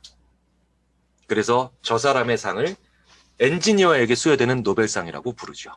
네. 그렇죠. 지금 사업을 못 알아듣는 사람을 소통하고 설득하는 과정에서 내가 스스로 비전을 찾고 도전하는 거예요. 그런 사람들을 자꾸 멀리 하시면 안 돼요. 이해를 잘 못하는 사람에게 혹은 되게 어린아이에게. 네. 그쵸? 아, 야, 여기서 되게 재밌다. 장근용 사장님. 그 테이프가 디지털 이퀴먼트 거래. 아까 그 케네스 올슨. 예, 케네스 올슨. 찍어야 되겠다. 진짜 그럼 이거 대박이거든요. 이거 찍어야 되겠다. 예. 야, 이거 아이디어 나니까 찍어야지. 죄송합니다. 나중에 그리고 장근영 사장님한테 만약에 제가 어쩌다 어른 시즌 3 시작하거든요, 지금. 네. 그때 이게 진짜 사실이면, 팩트면, 네. 요 얘기를 하다가 제가 이제 영감을 받았다고 말씀을 드리겠습니다. 네. 어쩌다 어른 시즌 3 시작합니다. 저의 동갑내기 라이벌 설민석 선생님이 안 나와서 제가 지금 굉장히 행복합니다. 네. 네. 설민석 선생님이 저랑 동갑이에요. 네. 저는 이 반응이 싫어요. 그 인간이 너무 어려 보이는 겁니다. 중년의 몸매는 이런 진실함이 있어야 됩니다. 이게. 또 그 인간이 착해요. 재수 없습니다. 설민석 선생 하차한 세상 아름답더군요. 선을 넘는 녀석들도 제가 합니다. 이제. 제가 맨날 전화해서 맨날 놀려요. 설 선생 네가 없는 세상 너무 편하다. 진정으로 좋은 친구 관계는 그 친구가 어려울 때 염장을 지를 수 있는 친구라고, 네, 제가 맨날 얘기를 하죠. 되게 친합니다. 되게 좋은 친구예요. 되게 좋은 친구입니다. 네. 그런데 차은우를 만났다는 거죠. 네, 진짜 어렵습니다. 자, 실리콘밸리가 그걸에서 실리콘밸리인 거예요. 실리콘밸리가. 그걸에서 실리콘밸리입니다. 그 수많은 엔지니어, 마케터, 프로그래머가 자기가 만드는 물건, 자기가 파는 물건, 자기가 만드는 물건을 근처에 있는 고등학교, 심지어는 유치원까지 가서 설명하고 있죠.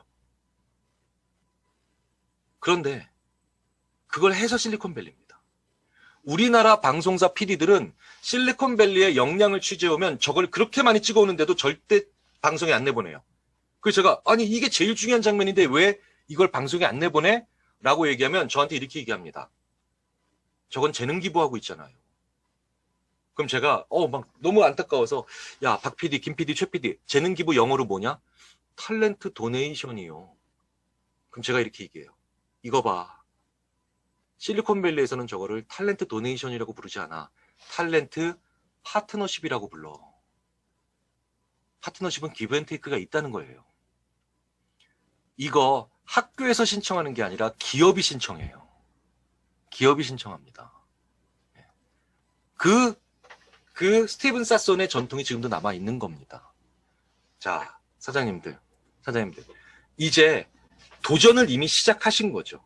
하지만 이제 더 징검다리가 될 수 있는 두 번째 동력, 세 번째 동력을 자꾸 만들고 그리고 스스로 부여하시고 또 가지시려면 이제 내 말을 못 알아듣는 사람에게 내 말을 쉽게 설명하시는 과정에서 그들을 설득하는 게 아니라 내가 스스로 통찰을 얻으셔야 됩니다. 그래서 제가 아인슈타인을 왜 아인슈타인이 20세기 가장 위대한 물리학자가 됐느냐라고 얘기하면 저는 이렇게 얘기합니다. 아인슈타인은 동네 소방관 분들에게도 물리학을 가르쳤다.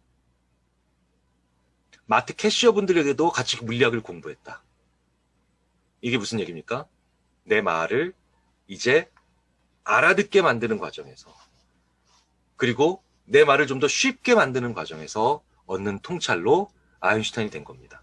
아인슈타인 IQ는 결코 아인슈타인을 만들어낸 사람이 아니라는 거죠. 자, 오늘 정말 정말 좋은 곳에 불러주셔서 저도 즐겁게 말씀을 드렸는데, 꿈은요, 남들과 다른 삶을 살기 위해서가 아니라 남들과 동일한 도구를 가지고도 그들과 다른 시각을 가지기 위해서 필요한 겁니다. 그리고 그게 꿈의 역할이고요. 그리고 꿈, 목표, 계획은 동사, 명사, 숫자, 눈금으로 한 번씩 확인해 보십시오. 꿈과 목표가 있으면 창조하죠. 그리고 목표와 계획이 있는 사람은 성실합니다. 그래서 나를 더 창조적으로 만든 것으로 만들어 보시고요.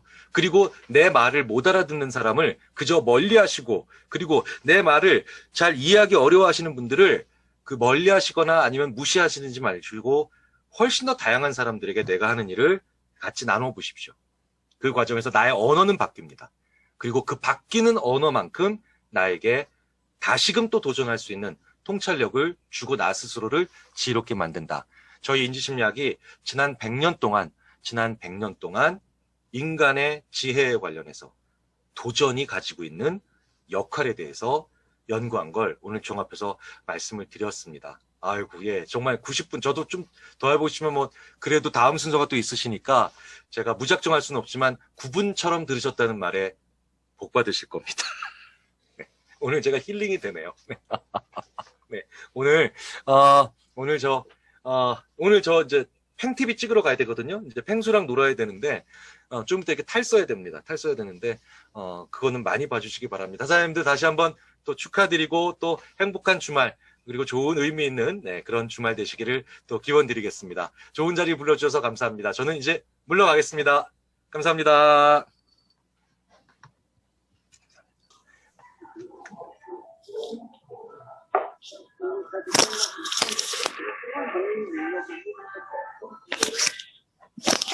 네, 화면 연결됐나요? 네. 제 얘기 들리시죠? 강의 너무 잘 들었습니다. 정말 다 받아 적고 제 가슴에 완전히 도장처럼 새겼던 시간이었어요. 정말 너무 대단하신 것 같아요. 정말 기대도 컸는데 그 큰 기대 이상으로 너무나 쉬운 말로 우리들에게 꿈, 목표, 계획, 정말 너무나 쉬운 말로 저희들에게 선명하게 박아주셨고 또 뜨겁게 또 크게 도전시켜주신 역시 정말 네 이래서 명성이시군요. 김경일 교수님께 너무나 감사드리고 정말 존경하고 정말 우리 모두를 제가 대표해서 사회자로서 감사 인사를 드리고 싶습니다.